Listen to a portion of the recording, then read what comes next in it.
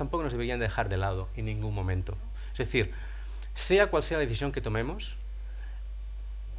las dos bandas, las dos partes, deberíamos tener la máxima información posible y las máximas posibilidades de intercambiar razones y tener un debate como este. Antes que nada, necesitamos conocernos. Antes de nada, necesitamos intercambiar razones. Y eso es algo que podemos empezar a hacer aquí, que yo espero que este libro pues, consiga, en parte, y que a todos ustedes les invito a leer para que así sea. Muchas gracias por su presencia.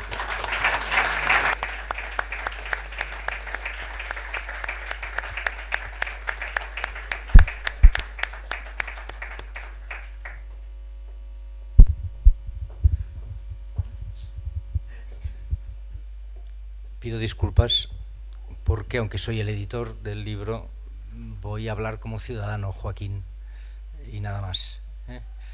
En primer lugar, quiero transmitir que, escuchando al presidente Montilla, quiero transmitirle lo orgulloso que me siento de que haya sido usted nuestro presidente.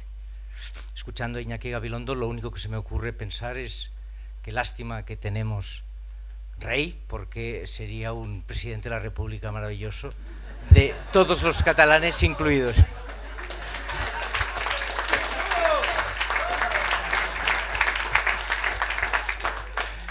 Me siento orgulloso de ser compatriota de personas como tú, Iñaki Gabilondo. Respecto al libro, yo la única observación que te haría es, yo sí creo que la crisis y el gobierno del Partido Popular han hecho mucho daño, han hecho mucho daño. No quiero parecer desagradecido con gente que tiene sus responsabilidades políticas democráticas, pero sí creo que han perjudicado mucho. Yo soy catalán, vivo en Barcelona, me rodeo de por mi trabajo me rodeo de mucha gente con opiniones, etcétera. Creo que el PP estos últimos años y la crisis han hecho muchísimo daño. En Cataluña yo recuerdo que no es lo mismo tener al señor Wert de ministro de Educación o tener al señor Ángel Gabilondo. No es que no sea lo mismo, que no tiene nada que ver. Yo creo que eso en tu libro no lo refleja suficiente. Y yo, por último, te pregunto, entre soberanismo e independentismo, que ahora mismo el movimiento independentista catalán lo mezcla, a mí me parece un error. Es decir, yo no me siento identificado como en el movimiento independentista, pero sí considero que la soberanía de la sociedad catalana debería reconocerse, ¿vale? Y una vez ese hecho fundamental aceptado, reconocimiento de soberanía, el independentismo es una opción más, que probablemente no sería la mía, porque con ese reconocimiento yo me doy por más que satisfecho de sentirme español entonces. Entonces mi pregunta es, ¿por qué no distingues esa ruptura que ahora mismo en el movimiento soberanista independentista lo han mezclado, yo creo, equivocadamente? Contesto y sí. No, bueno, ahora, como estamos en un debate entre amigos, me voy a permitir discrepar de mi editor. Y eso es bueno, como discrepo del prologuista, y la gracia es precisamente esta, ¿no? Que lo podamos hacer de manera razonable. Bueno, en el libro defiendo y intento explicar que efectivamente, como él dice, y estoy de acuerdo con él, soberanismo e independentismo no son exactamente lo mismo. Es decir, que soberanismo es una reivindicación para tener la última palabra sobre cualquier asunto que te afecte. Es decir, en primer lugar, ser soberano. Pero una decisión soberana no necesariamente implica generar un nuevo Estado, y por lo tanto, efectivamente, independentismo y soberanismo, aunque tienen un vínculo, no son la misma cosa. Yo esto sí no lo explico en el libro, pero me gustaría recordar aquí, a título de anécdota, que cuando cofundé la Plataforma pel Dret de Decidir, como uno de los fundadores, que es uno de los orígenes del movimiento social que hoy se ha vuelto independentista, y digo se ha vuelto por lo siguiente, porque cuando fundamos la Plataforma pel Dret de Decidir, estábamos reivindicando, ante todo, con 3 manifestacions, soberanistas, no independentistas, que som una nació i tenim el dret de decidir, que somos una nación y tenemos el derecho de decidir.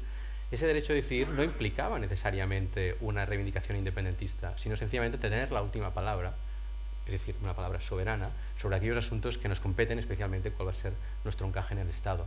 Y recuerdo esto porque la primera manifestación de la Plataforma pel Dret de Decidir fue en febrero del 2006, y en febrero del 2006 se estaban realizando las negociaciones en Madrid sobre cómo acababa el estatut, y por lo tanto está claro, era evidente que en ese caso esa plataforma era soberanista y no era independentista. Lo que querían es, en este caso, se aplicaba ese derecho a decidir a que el estatut no fuera renegociado en Madrid una vez estuviera aprobado en Cataluña y mucho menos que fuera recortado por un tribunal constitucional como después fue. Por lo tanto, o sea, discrepo en que no haga esa distinción. En todo caso, sí que es posible que en estos momentos, pues a nivel popular, se utilicen, o incluso en la prensa, indistintamente, dos calificativos que vale la pena distinguir. Él está en la situación que yo estaba hace 8 años, entonces él no ha sobrevenido, pero a lo mejor no ha evolucionado suficientemente. ¿Me permites una cosa, Joaquín? Sí. Como veo que lo de sobrevenido te ha llegado al alma y estás oyendo esto, quiero explicarme, porque sin duda me he explicado mal. Yo no estoy hablando de que haya aquí un independentismo de primera división y otro de segunda división, unos independentistas pata negra y unos independentistas no.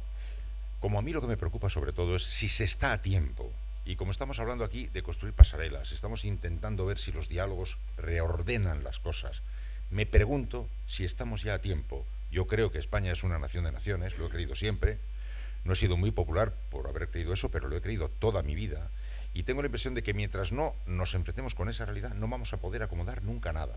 Pero aun imaginando lo que ahora mismo no se ve, que en el Estado español se articularan nuevas vías que ahora no se ven, y que digo yo que como no se articulen no hay absolutamente nada que hacer, incluso en el caso de que se articularan, ¿qué posibilidades hay de reenganche? Y ahí venía lo de sobrevenidos, habida cuenta de que hay un independentismo estabilizado hace mucho y otro que al haberse incorporado hace menos, con argumentos de muy variada condición.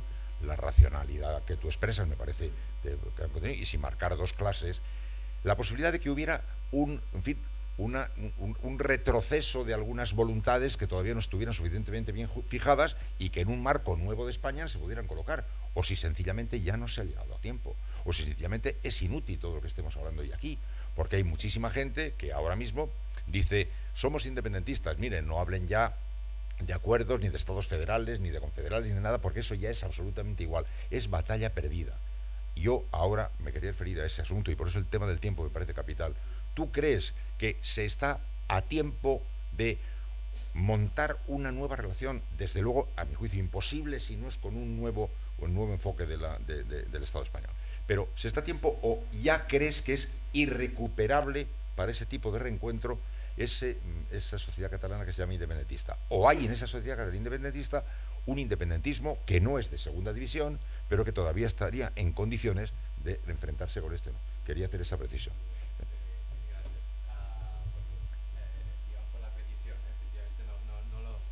No lo abordaba en el sentido de pata negra o no, pero gracias, es mejor, digamos que me resulta útil, ¿no?, la precisión. Mira, yo antes he dicho que el federalismo, desde mi punto de vista, no es una religión, por lo tanto se acomoda a la realidad que hay. El independentismo para mí tampoco es una religión, por lo tanto se ha de acomodar a la realidad que hay. ¿Qué quiero decir?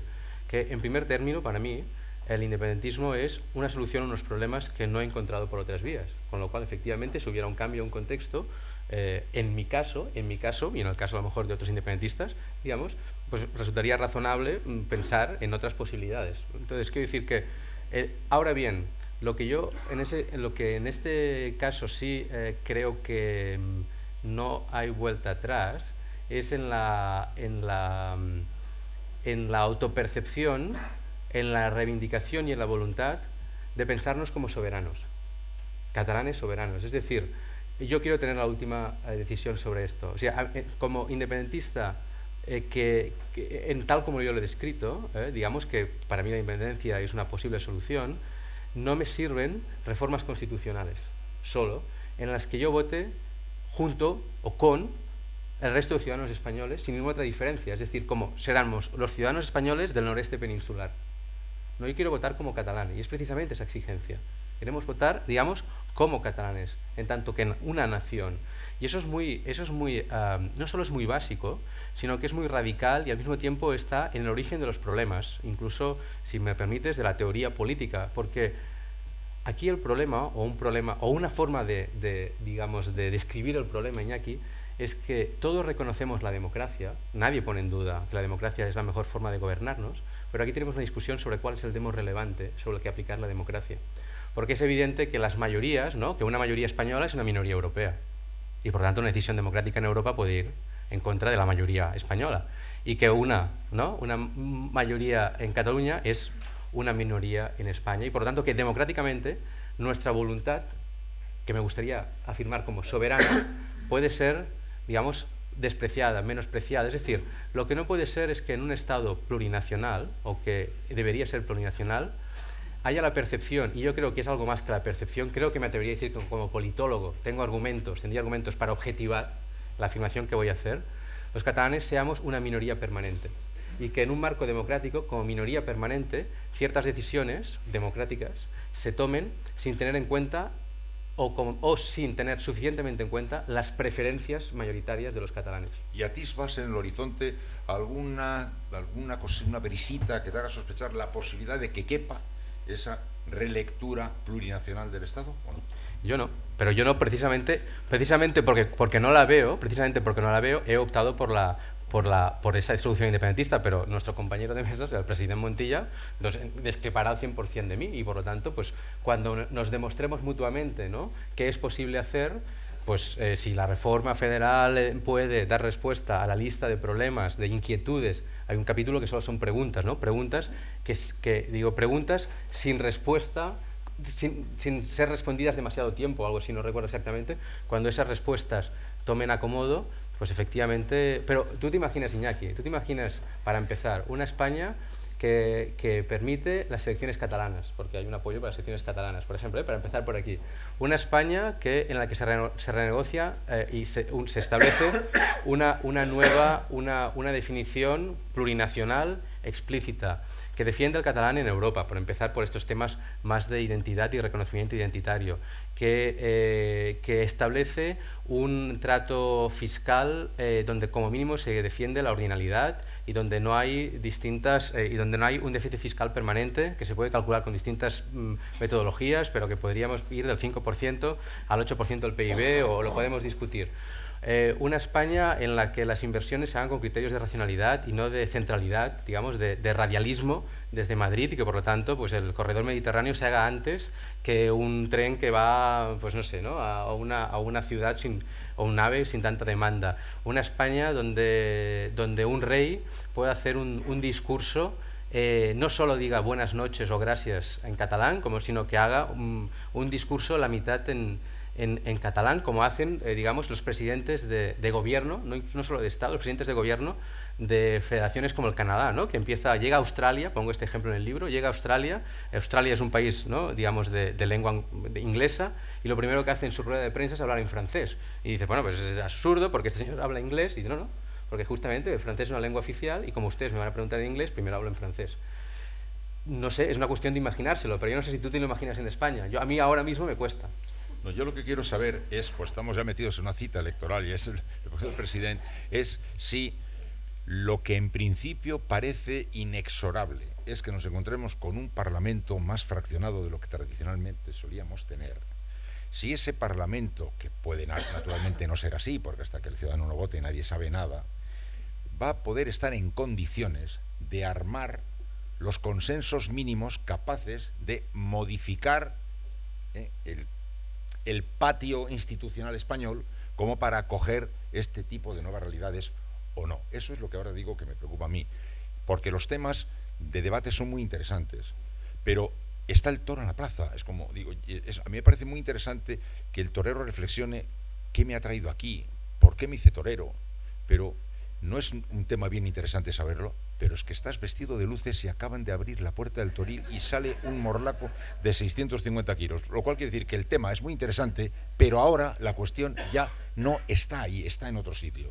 Y como estamos metidos en una cita electoral, y en otra cita electoral, y en otra cita electoral, yo este tema que nos ocupa y que me parece tan importante y de tan calibre, pues estoy mirándolo ya desde la perspectiva un poquitín concreta de con qué tipo de situación nos vamos a hallar. No por frivolizar ni por quitarle contenido a las cosas, sino por lo que nos va a pasar. Y va a pasar que Cataluña va avanzando hacia el 27 en una tensión normalmente lógica, electoral, mientras en España se va a librar otra tensión y otra detrás, y otra detrás, y otra detrás. Estaremos en condiciones de lograr las mayorías, habida cuenta de que para según qué cosas no bastará que se pongan de acuerdo 4. Estamos hablando de mayorías de 3/5 o de 2/3, digamos. Es verosímil encontrar las mayorías necesarias para disponer de otra manera la mesa institucional española para que quepa razonablemente, si todavía cabe, que espero que quepa, Cataluña. Esta es un poco mi cuestión muy calentita por la preocupación electoral, que digo que dramatiza las cosas mucho. No las dramatizo yo, las dramatiza la situación, ¿no?, del calendario, ¿no? Pero yo creo, si me lo permitís, que evidentemente que el calendario que hay en este año 2015 pues es un calendario de diversas convocatorias electorales, empezando por las locales y autonómicas, las catalanas y las generales. Por las andaluzas. Bueno, las andaluzas también, sí. No van a tener apenas importancia en el PSOE, por ejemplo, prácticamente un tema. Pero en cualquiera de los casos, digamos, con unos resultados que evidentemente no nos dedicamos a la futurología, ¿no?, pero que podemos en parte prever más fragmentación del mapa político, más dificultad para que haya gobiernos estables, necesidad de un poco adoptar una cultura que no existe en este país, que es la de que los gobiernos de coalición, eso que hay tanto en Europa, que casi todos son gobiernos de coalición, aquí nunca ha habido gobiernos de coalición. En España, en Cataluña hubo una etapa en la que hubo un gobierno de coalición, ahora también lo hay de alguna manera, ¿no? Ahora hay otro tripartito, pero bueno, pero en España nunca hemos tenido un gobierno de coalición. Ha habido gobiernos en minoría que han gobernado con apoyos puntuales. Eso va a cambiar después de las próximas elecciones. Eso puede tener aspectos negativos o positivos, pues depende cómo. Es decir, yo creo que evidentemente lo que está claro es de la experiencia de estos ya 3 años, es que cuando hay un gobierno con una mayoría absoluta, como la que hay del Partido Popular, con en fin, la orientación que tienen respecto al tema de la construcción del Estado autonómico y en fin, empezando por las reticencias al título 8º, incluso de algunos de los que todavía militan, ¿no?, en el Partido Popular, pues es obvio que no es el mejor escenario, digamos, para hacerlo. Eso no quiere decir que necesariamente el escenario con el que nos encontremos después de las elecciones generales sea un escenario que facilite tremendamente, ¿no?, la solución a este problema, entre otras cosas porque también tenemos el otro problema, el de la crisis. Yo aquí sí que creo que hay independentistas por la crisis, digamos, y los hay por las razones que tú has dicho, y los hay por la crisis, y los hay también por el hastío hacia un poco como castigo al establishment, por la desafección hacia la política, por la corrupción, por todo eso, ¿no? También tiene que ver el crecimiento del independentismo, ¿no? Al menos yo me he encontrado independentistas que lo son por una razón y por otra, ¿no? Pero todo y que el camino estará plagado de dificultades para el acuerdo y para el encaje, yo también soy optimista también gramsciano, como tú, es decir, o sea, razones para serlo hay muy pocas, pero la voluntad ha de ser toda, ¿no? Porque creo que a pesar de que haya muchas dificultades para que realmente construyamos un Estado, para que el Estado se reconozca tal y como es, yo creo que lo es, plurinacional y plurilingüístico. Lo que pasa es que no se reconoce. Sus normas, empezando por la Constitución, no lo reconocen así. Para que España se pueda reconocer en sus instituciones y en sus normas, pues requieren cambios y yo creo que a pesar de que será un camino sin duda tortuoso y difícil, creo que se puede conseguir, y no soy un iluso, digamos, tampoco creo que lo sean los independentistas, pero cuando se plantea la posibilidad de una España plurinacional y plurilingüística, donde Cataluña pues encuentre acomodo y se sienta reconocida, valorada, se sienta respetada, eso es difícil, pero también la independencia en el siglo XXI, en el contexto de Europa, yo soy también de los que creo que no es un camino fácil. Entre otras cosas porque la soberanía, seguramente el concepto de soberanía nos llevaría a rato a discutir. A veces se habla de la soberanía un poco con un concepto que es más de siglos pasados que del siglo actual. Hoy no hay nadie soberano. Todos tenemos, todos los países, los estados tienen tremendas limitaciones a su soberanía. Y si no, pues veamos cómo ha habido cambios de gobierno en la Unión Europea, inducidos desde Bruselas, gobiernos de países soberanos y de gobiernos con mayoría absoluta y todo, que han tenido que plegar y hacer las maletas. Eso es así, y hemos, por lo tanto, de ser conscientes de ello. Eso al margen de que yo creo que cuando Iñaki hablaba del unionismo, un concepto que a mí desde luego no me gusta, yo no me considero unionista, me considero catalanista, federalista, en fin. Pero y por lo tanto partidario, por supuesto, en ese sentido de que Cataluña comparta un proyecto con España, ¿no? Y con Europa. Pero decía que para entendernos, Europa en estos momentos, tal y como está, al margen de esos problemas, difícilmente puede validar un proceso como el que algunos piensan que puede ser fácil.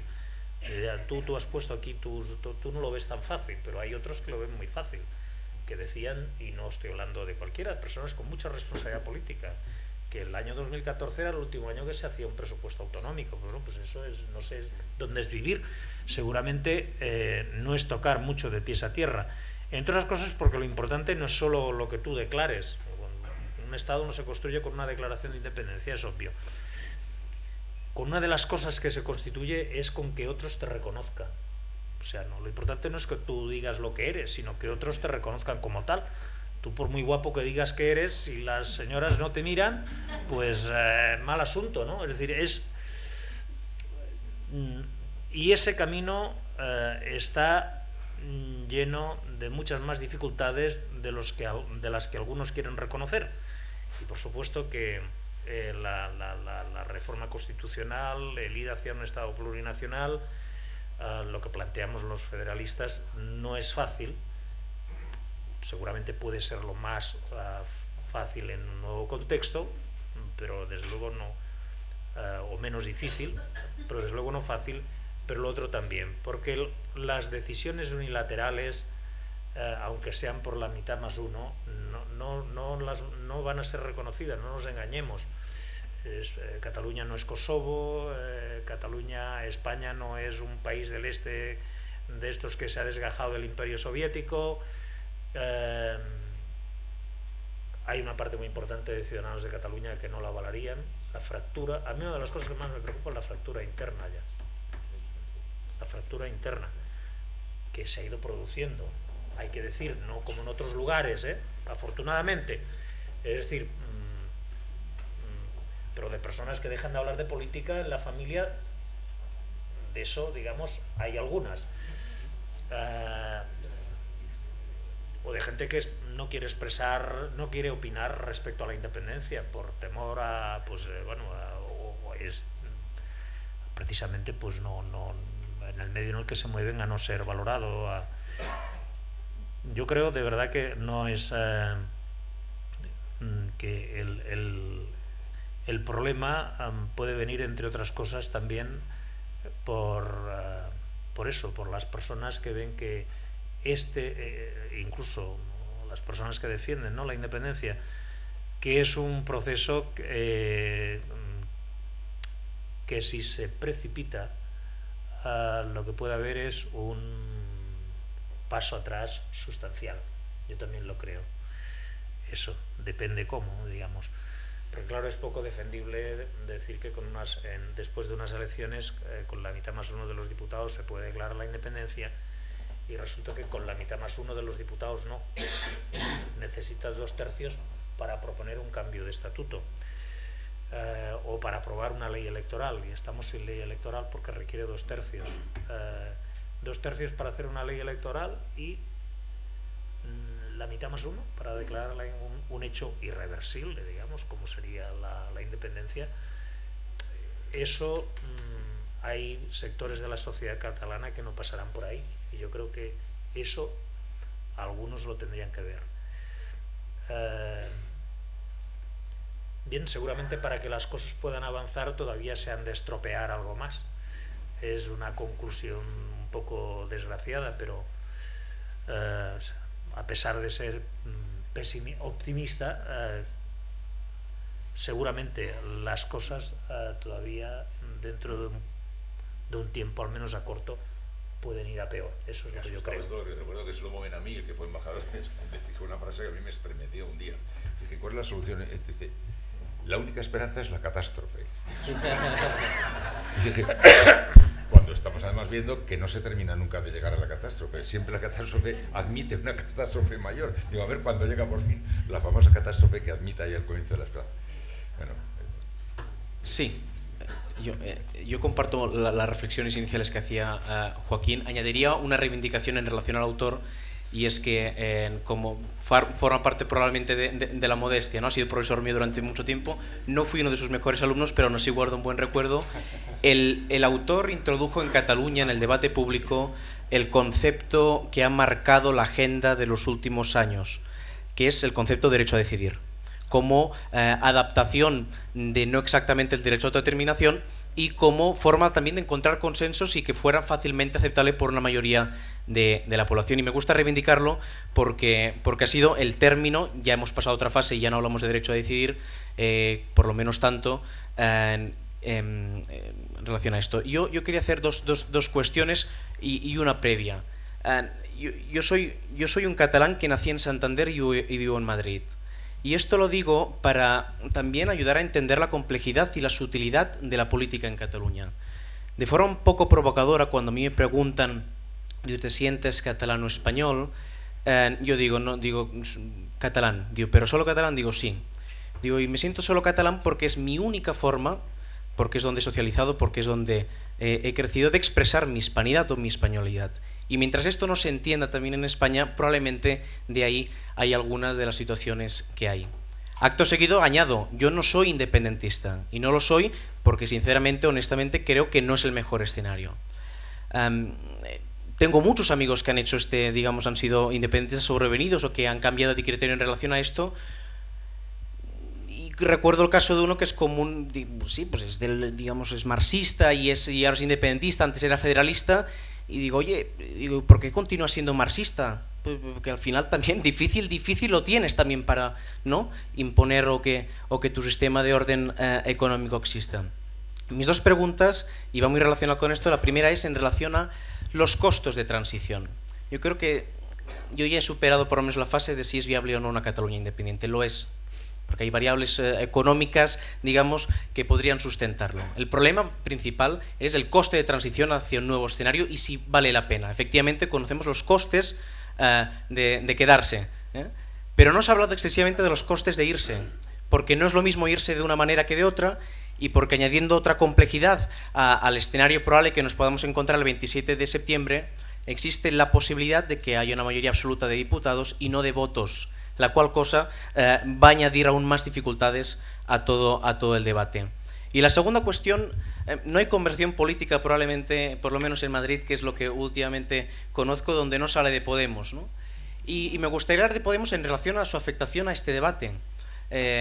Yo no sé, digamos, la composición del público, pero en Cataluña, y los que son de Cataluña lo sabrán muy bien, Podemos es vista como una amenaza para el independentismo institucionalizado. ¿Y por qué es visto como una amenaza para el independentismo institucionalizado? Pues en gran medida porque el éxito de los últimos años del independentismo se debe básicamente a tres factores. El primero, digamos, que ha sido capaz de, en medio de la crisis sistémica occidental, canalizar una respuesta. Si me permitís, y lo digo con mucho respeto, la expresión que ha habido en otros países a los que hemos denominado expresiones populistas, en Cataluña durante un tiempo